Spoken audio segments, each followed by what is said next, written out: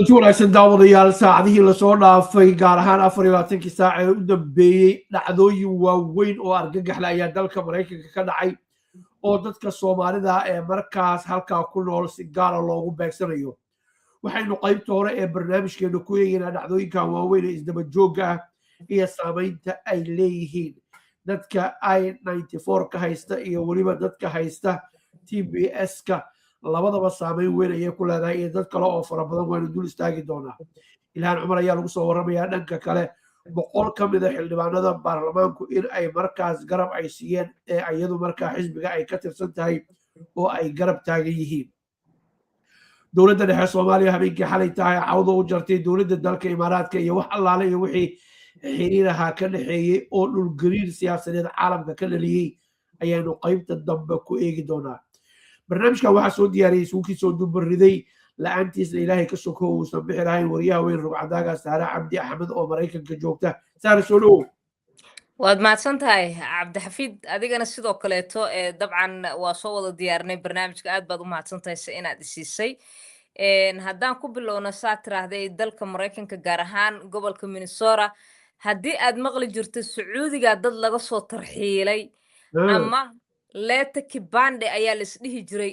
magaalada Nairobi ee dalka Kenya sidaasi si lamid ah ayaa gobolkaasi Minnesota waxa uu marayaa xaalad adag ka sokow sidaad la socotay in dibadbaxyo ay ka dhaceen ka sokow in gabar lagu dilay Mareykan oo cadaan ka sokow in maaragtay ciidamada ICE ee qabqabasho fara badan ay sameynaysay 24 saac ee ugu dambeysay waxyaabaha cajiib kale ee soo kordhay ayaa waxaa ka mid ah in sharciga TPS-ka ee dalka dadka Mareykanka uusan siinin sharciga aqoonsinimo ee qaxootinimo ama magangelyo aan la siinin ay ku joogi karaan si ku meel gaara dalkan Mareykanka oo Soomaalida hore madaxweyne Donald Trump uu uga joojiyay ayaa hadda waxaa la leeyahay dadkii laga joojiyay sharcigaasi dib baa waxaa loogu tarxiilayaa Soomaaliya waa boqolaal dad ah oo rag u badan intooda badan qaarkood dadkaasi guryo ayay samaysteen nolol ayay leeyihiin ubad ayay leeyihiin halkan mudday deganaayeen qaar waxaad arkaysaa 22 sano aan wadankan ka bixin oo degan waxyaabaha kaleeto cajiib kale dhacay waxay tahay I-94ka oo awal qofkii I-94 haysto sharciyu haysan jiray oo sharciyu haystaa la dhihi jiray hadda oo dabcan waa sharciga yaray lagu sugo inaad heshid deganaanshiyaha green cardka and then after green cardkana waxaa qaadanaysaa citizenka wadanka Mareykanka so I-94kina dad haysto ayaa qaarna lasoo xirxiray qaarna guryahooda loogu tagay oo lagu garaacay oo dariskii ehelada ay usoo baxeen oo maaragtay usoo birmadeen waxaa xusid mudan dhinaca kaleeto ka sokow I-94kaas waa markii ugu horreysay oo dad I-94 haysto gudaha Mareykanka lagu bartilmaameedsado waayo waa sharci I-94ka oo dalkan Mareykanka qofka la siisiyo xataa dadka qaarkood ayagoo qaxooti ah markii la keeno ayaa airportka lagu siiyaa markay imaadaan dadka oo u imaado xataa inay maaragtay wadankan shaqo ka shaqeeyaan airportka lagu siisiyaa waa sharciga ka horeeya green cardka oo waxaa la dhahaa qofka I-94 haysto sharci ayuu haystaa marka dadkii airportyada lagu soo siiyey oo kiisaskooda Afrika uu kasoo bilowdo qaxootinimo lagu qaabilay ayaa hadda guryahoodii loogu tagayaa qaarna lasoo xiray qaarna lagu weeraray waa arrin aad iyo aad ugub u ah oo cusub waxayna ka dhacaysaa keliya oo waxaanoo culeysya uu haystaa oo keliya gobolkaasi Minnesota ee Soomaalidu ay ku badan tahay waxaad ogtahay in ilhaan cumar iyo xubno ka mid ah Congress-ka dalka Mareykanka sidoo kaleeto maanta ay sheegtay shir jaraa'id ay qabatay kadib in ay jiraan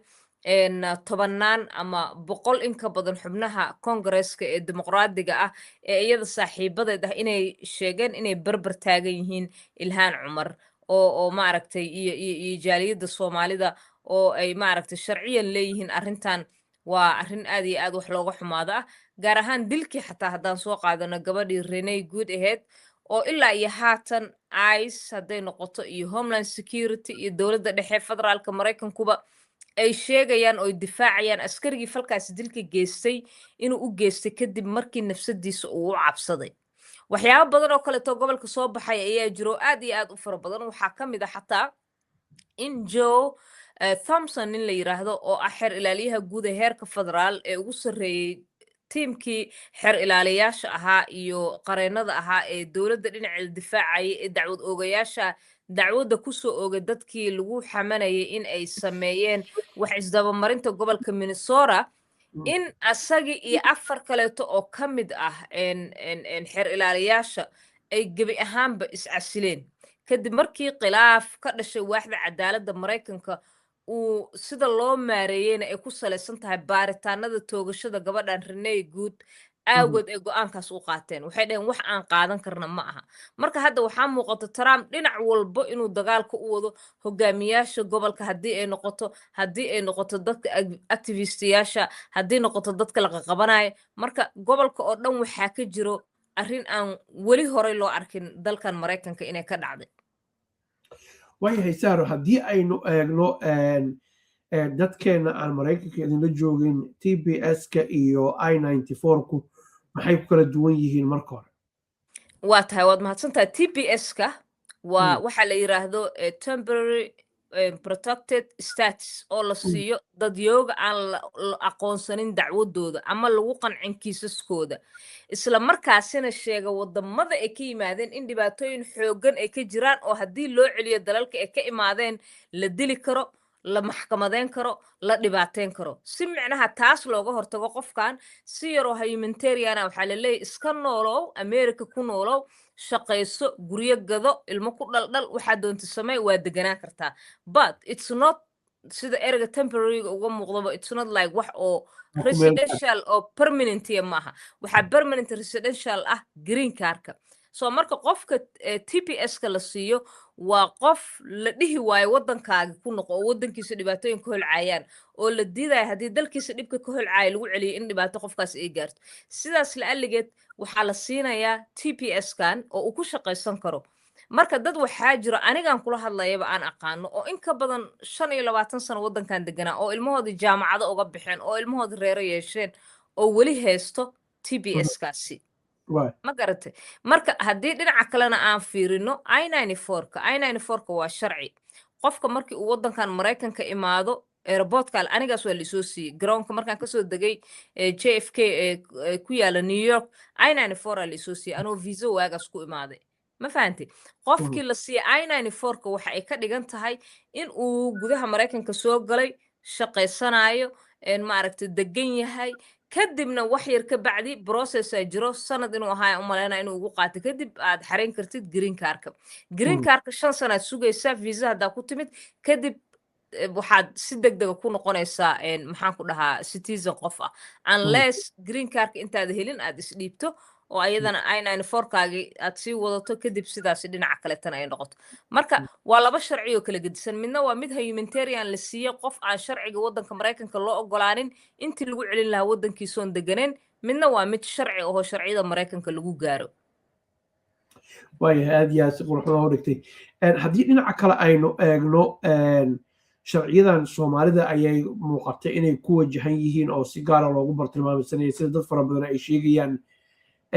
haddana waa sharci dadyo kala duwan la siiyo waa maxay sababta Soomaalida sida gaarka loogu bartilmaameedsanayo sidaad la socotidba gobolka Minnesota xaalad adag ayaa ka jirta xataa Soomaalida gobollo kaleeto ku dhaqan dadka ilaahay ka najeeyo dhib ilaahay uma keeno ma u filayno laakiin dadka ku dhaqan gobollo kala gedisan oo Mareykanka oo Soomaali ah way dhaamaan oo way ka degan yihiin oo dhibaatada haysato reer Minnesota ma haysato Minnesota maadaama la sheegay inay ka jiraan wax isdabamarin fara badan oo xagga sharciyada wax isdabamarin fara badan oo xagga shaqooyinka wax isdabamarin fara badan oo xagga ganacsiga ah iyo dhaqaalaha iyo maxaan ku dhahaa feeding our future barnaamijka ahaa dowladda dhexe Mareykanka ay sheegtay in wax isdabamarin lagu sameeyay arrimihii COVID-19ka ayaa si gaara culayska ayaga u saaraysa reer Minnesota hadda aan kula hadlayo goor dhaweeto waxaa la ii sheegay xataa dad fara badan oo ka baxay gobolka Minnesota oo Soomaali ah oo dabcan ma jecli inaan sheego meelahay tageen laakiin meelo kala gedisan oo Mareykanka ay tageen gobollo kala duwan dhalinyaray u badan yihiin dhalinyarada darbiga kasoo booday u badan yihiin waayo qofka aragti ayaa lagu xirayaa Soomaali haddii lagu aqoonsado ciddaa doonto oho Soomaaliba haddii lagu aqoonsado waa lagu qabanayaa waa lagu xirayaa intaasoo qof oo sharciyada Mareykanka citizens ahaa la xiray kadib markii la xiro oo sharciyadooda la baaraa la soo daayay dadkaasi marka inaad Soomaali tahay inaad Minnesota joogto ayaa qatarta ay tahay waayahay dadka qaxaya cararay hadda baxsaday meeqa lagu yaashay tiradooda inta aniga hadda la ii sheegay dhowr iyo toban dhalinyaraa la ii sheegay dhalinyaradii derbi kasoo booday ah qaarkood maxkamada sugiyaal ah haddiiba dad maaragtay I-94 haysto iyo kuwo maaragtay TPS haysto la yiri xataa kuwa TPS haysto waa la masaafurinaa waddankeeda dib loogu celinaa boqolaalna ay dhan yihiin cabsida aad ayay usii xoogganaatay dibadbaxyada way jiraan qalalaasigu ka jiraa gobolka noloshii oo dhan ayaa xoogaa maaragtay khatar sii gashay dhinacyada iskuul ma jiro ganacsi ma jiro isu socodka dadkiyaa yaraaday maaragtay waxyaabo badan oo culeysaa soo fuula gaar ahaan soomaalida iyo aagaga ay ku badan yihiin marka sidaasaa keenta dhalinyaradan cabsida ay ka qabaan in la qabta awgeed inay gobolada kaleeta ay aadaan waayahay haddii dhinaca kale aynu eegno waxaynu la soconaa gabadhii renay dilkeedii wuxuu noqday arrin siyaasadeed oo aad iyo aad u qaraxday dad fara badan waxay leeyihiin marka la eego magaalooyinka waaweyn dibadbaxyada hareeye ee gelgelaya ee ka socda waa meeshii Donald Trump iyo tiimkiisa la rabay midtime electionkii waa soo socda araxdaa laga jebinayaa ayay qaarkood leeyihiin arrintaanu saameyn intee leegaya Trump ku yeelan doonta iyo tiimkiisa waxaa suuragal ah saameynta midna waa mid ma aragtay fiican oo qofka saameyn fiican wax ku yeelan kara midna mid xun marka xisbiga republicaanka oo ah xisbi intiisa badani maaragtay waayadii ugu dambeysay kusoo baxay kuraasta baarlamaanka labada aqal maxaan ku dhahaa momentum badan helay doorashadii ugu dambeysay hadda dadku waxay saadaalinayaan xataa Donald Trump naftiisa ayaa si cad u sheegay in haddii labada aqal lagala wareego republicaanka ay suuragal tahay in asagana impeachment lagu sameeyo oo xilka laga qaado oo maxkamad loo diro weliba marka cabsi taas uu ka qaba awgeed saad sheegtay dagaal ayaa jiro oo ay rabaan in ay xisbiga republicaanka u dagaalamaan gobolada aysan haysanin ee maaragtay blue state-ka ah oo hadda ayaga gacmahooda aan ku jirin waxaad og tahay gobollo dhowr ah in maaragtay gacmaha ay ku dhaceen dimuqraadiga hadda gobolkan aan joogo kaleeta ka mid republicana haysta dimuqraadiya helay haddaad eegtid oo kaleeto New Jersey way dhumiyeen haddaad eegtid mayorkii New York waa kaasa oo nin dhalinyaro ahoo firfircoona Afrika ku dhasho muslim ahoo ayaa helay asalkiisana indi uu yahay marka waxaa jiro in cabsi xoogan ay Trump iyo xisbigiisa republicaanka ay soo wajahayso waxaa loolan adag loogu jiraa oo maaragtay dagaalka ugu badan uu yahay qofka guddoomiyaha ka noqonaya gobolkaasi Minnesota waad ogtahay Tim Walz inkastoo iscasilay haddana dimuqraadiga waxay rabaan inay qof keenaan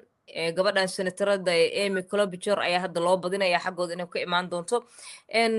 republicaankana sidaas si lamida suxulduub xoogan ay ugu jiraan waxaanoo dhan waxa loo soo faagayo oo problemkan faraha badan gobolka loogu furaayo oo loo leeyahay guddoomiyahan gobolka asagoo joogo ayaa indhaha uu ka xirtay oo waxaana musuq maasuq uu gobolka ka dhacay waxay tahay in dimuqraadiga gacmahooda lagala baxo guddoomiyaha gobolka Minnesota waayahay ma kuu muuqata in lagala bixi karo wararka maqlaysa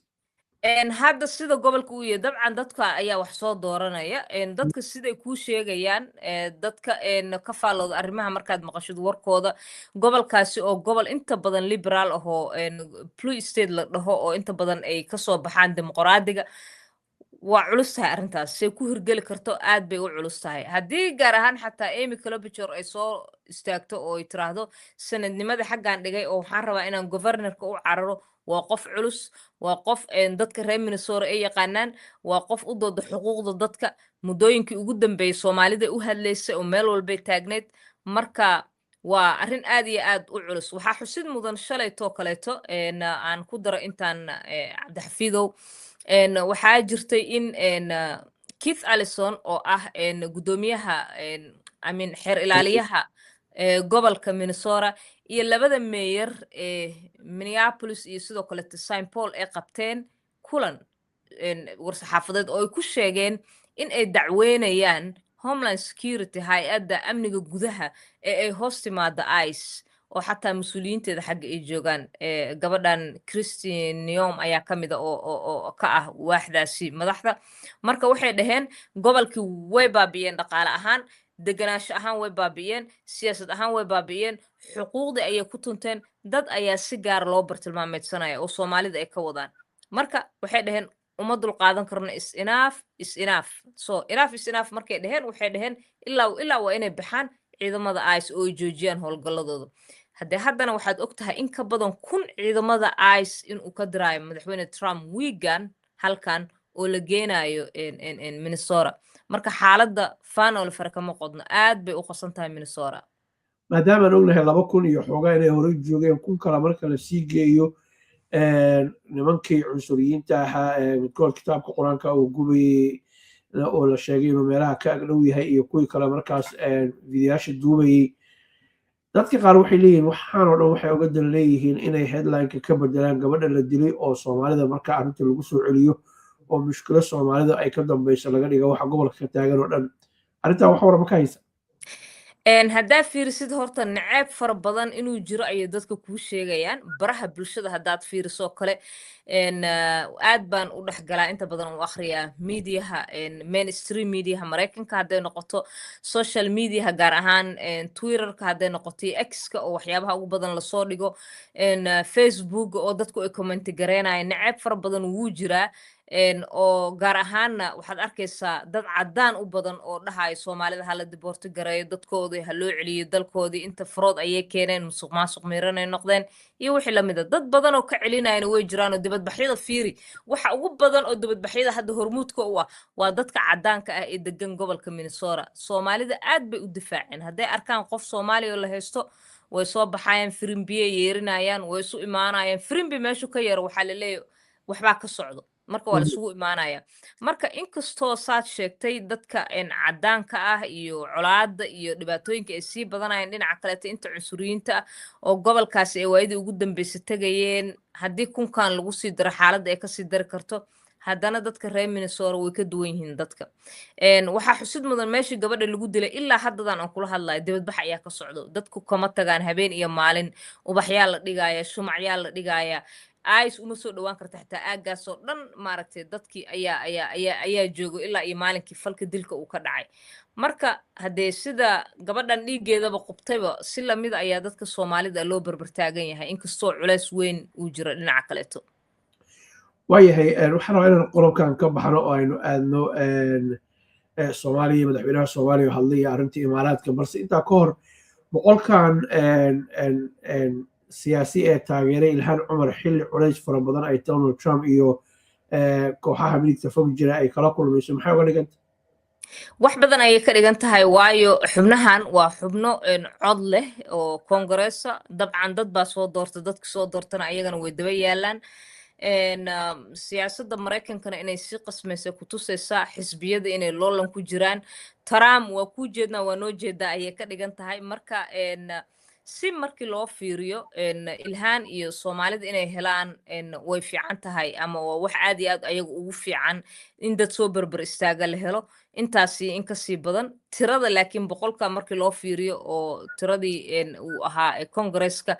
weli waa wax aad u yar marka dabcan waxaa dhici karta xataa kuwa horle inay kusoo biiraan kuwa Republican inay kusoo biiraan ayaa dhici karta wax weynna way uga dhigan tahay Soomaalida oo xagga sharciga ayay caawin karaan hadda waxaa jirto in qareeno la qabanayo meel walbo aragtid waxaa wararkii ugu dambeeyay ay sheegayaan gabadhan oo Renee Good ee la dilay dawladdu ay sheegtay in ay maaragtay argagixisaba ahaydba falka ay geysanaysana uu ahaa mid liddi ku ah shuruucda difaaca iyo amniga qaranka Maraykanka in goofan loo sameeyay hadda milyan lacag ku dhow loo aruuriyay oo qareeno loogu qabanayo Renee Good inkastoo dhinaca kalena ay jirto dabcan Cabdixafido waa seef laba af leh ninkii falkaasi dilka geysta asna lacagtiisa shalay galab maraa fiirinaya waxay ugu dambeysay goofan loo sameeyay 500,000 ay gaaraysa asaga laftirkiisa nafteeda qatar ku jirto dhahay anoo wadankii difaacaya amnigiisa qaranka marka waa tii madaxweyne ku-xigeenka Maraykanka uu sheegay asna sidoo kaleeto in ay haystaan xasaanad noocii ugu dambeysay oo adag oo culus ah oon lagu xadgudbi karin ayuu yiri askarta halkaasi la geeyey ee ICE aad iyo aad ashaar umahadsan tahay boqolkiiba boqol dhanka kale madaxweyne xasan sheekh maxamuud caawa waa hadlay imaaraadka in badan baan u dulqaadanay walaalo ayaan ahayn niyad sami iyo wanaag baan kula shaqaynay faragelin iyo jaafaajiriq bay nagala dhammaan waayeen cawda inaan u jarno duruuf baana badday ayuu yiri waxa uu kusii socdaa saacadaha nagu soo food leh magaalada taariikhiga laascaano madaxweyne cabdiraxmaan ciro dhinaciisa ayuu ka hadlay wax allaaliyo wixii wasiir arrimo dibad kasoo noqday somalilan ayuu u yeeray imaaraadka xalay lagama seexan baa leeyahay dhulgariir siyaasadeed baa ka dhashay soo dhawow si fiican sida aad la socotidba waayadii ugu dambeysay waxaa jirta in madaxweyne xasan sheekh maxamuud aad looga sugayay muddo dhan sidan qiyaasayo ku dhowaad bil iyo wax ka badan oo aad loo hadalhayay wuxuu imaanayaa laascaanood marka meesha dhicintaasi laakiinse hadda inay riixday oo dedejisaa laga yaabaa isaga naftiisa arrintan culeyska leh ee israa'iil iyo aqoonsigeeda somalilan 24 saac ugu dambeysa warkaas ayuu soo batay inuu toddobaadkan tegi doono halkaasi wasiiradiisa qaarkood ayaa sii tegay durbaba oo caleemasaarkaasi ka qaybgeli doona waxaa jirto in arrintani ee gobolka dhinaca kaleeto khilaafaadkiisi ay sii xoojin karto oo dhinac markii laga fiiriyo madaxweyne xasan sheekh maxamuud tegistiisa halkaasi waxay imaanaysaa xilli israa'iil ay markaasi sheegtay inay aqoonsatay somalilan dhinaca kalena soomaaliya ay raadinayso wax walba oo arrintaasi ay ugu hortegi karto oo ay maaragtay rabto inay samayso dabcan madaxweyne xasan sheekh maxamuud marka uu tago laascaanood oo uu madaxweynaha waqooyi bari uu dhinaca kaleeto uu sheegay inuu aqoonsan yahay dowladdiisa oo uu ku riyaaqsan yahay oo ay dhiseen oo ay somalilan inteeda kaleeto ay kasoo go'ayso ayaduna waxay leedahay culeys wax ku leh ayay tahay dhinaca somalilan oo dabcan dhulkan weyn ee dhinaca waqooyi bari dhinaca jira khaatumo ay muddaba ku xisaabtamayeen somalilan laakiinse ayaguna ay dhaheen masiirkeenaan ka talinaynaa oo gooni ayaan isaga taagnay somalilan inteeda kaleeto saad sheegtayna gobolka intiisa kaleeto waxaa culeys ku ah oo waayadii ugu dambeysay xulafo dowladda soomaaliya ay u raadinaysay arrintan israa'iil waad aragtaa imaaraadka arrinta salfatay waxaa qayb ka ah in uu barbarka ka taagnaa dambe aqoonsiga somalilan golaha wasiirada soomaaliya inkastoo aysan si rasmi afka ugu ballaarnin aqoonsigaas aawadeed laakiin golaha wasiirada iyo madaxweynuhu caawa hadlayba dhinacyaduba waxay wada sheegeen in imaaraadka carabta uu liddi ku ahaa midnimada soomaaliya madax banaanida waddanka dalka iyo dadkan uu kala jarjarayo taasi aawadeedna xiriirkii aan soo wanaajinayna ayuu yiri xasan sheekh maxamuud muddaba oo annaga aan soo dhiraandhirinaynay nagu qasabtay inaan dib u fiirino oo inaan goonno ay muhiim noo noqotay sacuudiga arrintan markuu soo farageliyey ilaa haatan warar waxaa jira soo baxayoo leh arrinta sacuudiga faragelintiisu intiraafkii aad ayay u wiiqday meeshii markii hore lahaa cirkuu marayaa oo uu xargagoosanayaa markaad qiimeyn ku samaysay dadka wararkooda aad dhegeysatay maxay leeyihin dadka waa markaad dhinac fiirisid waa dhinacyo kala gedisan laakiin waxyaabaha ugu badan oo lagu sheegayo waxaa ka mid a sacuudiga xataa inuu ka dambeeyey arrintan in soomaaliya ay xiriirka u jarto imaaraadka oo sacuudiga uu yiraahday ku dhawaaq soomaaliya hadeertaan inay ka baxaan goobaha soomaaliya imaaraadka ay ka joogaan aad jebisaan kontraktiyadii ay horey ula galeen soomaalida hadday noqoto maamulada jubbaland puntland iyo sidoo kaleeto somalilan ujeedada ugu badanina waxa ay tahay laba arrimoodba arrinta ku salaysan ninkan caydiruus al zubaydi iyo haddii ay noqoto arrintan oo soomaaliya ay ka xumaatay ee israa'iil aqoonsigeedu laleeyahay waxaa dhinaca dambe ka taagan imaaraadka marka sacuudiga iyo soomaaliya waxay u muuqdaan isku dan inay ka noqdeen arrintan oo ay maaragtay isku dhinac ka istaageen sacuudigana xulufo aan la yaraysan karin iyo siyaasi galaangal weyn ku leh gobolka ayuu yahay awood leh awood dhaqaale iyo awood militariba leh marka taas la'alligeed ayaa keentay in ay soomaaliya hadda oorta isla rartaan labada dhinac waayahay maxaa laga rajaynayaa imaaraadka oo haatan lagu soo warramayo inuu agabkii ka yaalay soomaaliya uu aruursanayo iyo gudoomiyaha d b world oo sheegay sida reuters ay qortay in aysan go-aanka dowladda soomaaliya qaadatay uusan berbere shuqul ku lahayn dhinaca berbere maxaa laga rajaynayaa iyo imaaraadka maamul goboleeda soomaaliya gaar ahaan puntland iyo jubbaland warqadahay soo saareen waad aragtay maxaase laga rajaynaya labada arrimood horta imaaraadka waxaad moodaa inuu horay ciyaartan si fiican uu u ciyaaray oo uu maalgelin xoogan ku sameeyey isfaham uu la yeeshay jubbaland puntland iyo somaliland markaad fiiriso oo dowladdii dhexena hadda ee laba ka mida aad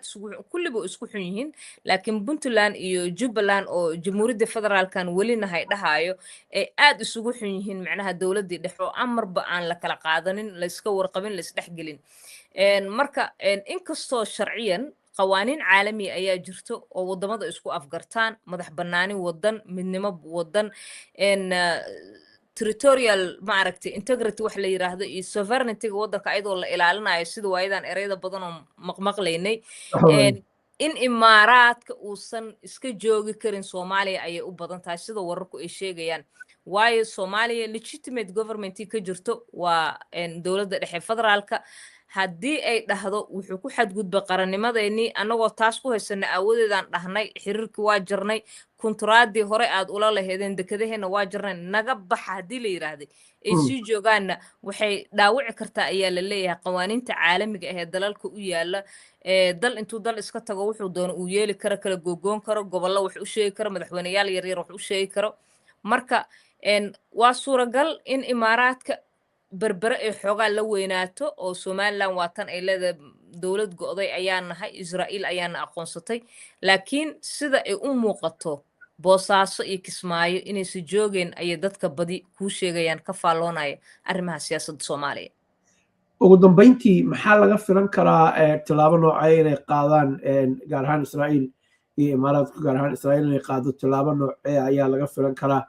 marka ay noqoto geedi socodka ictiraafka annagoo qadarinayna dagaalka iiraan oo haatan dabka saaran inuu ogaga weyahay sida wararku ay sheegayaan ictiraafkii arrimihiisa oo ah arrin ka weyn taasoo ay haatan taagan tahay ictiraafkii mabaakin baa baryahan la gelinayaa mise dab iyo dhuxul baa lagu sii sheedayaa oo badrool iyo baasiin baa lagu sii daraya ictiraafkii buuq fara badan ayaa ku furmay oo uu ugu horreeyey kii wax ka yar 24 saac ku furmay ee shirki golaha ammaanka ee qaramada midoobay magaalada New York oo dalalkii intooda badan mahana gabi ahaanba 100% marka Israa'iil laga reebo wadamadii ka soo qayb galay ee sheegeen inay Soomaaliya barbar taagan yihiin waana sidaas aad sheegtay arrinta waxay dhinaca kale ku soo aadaysaa xilli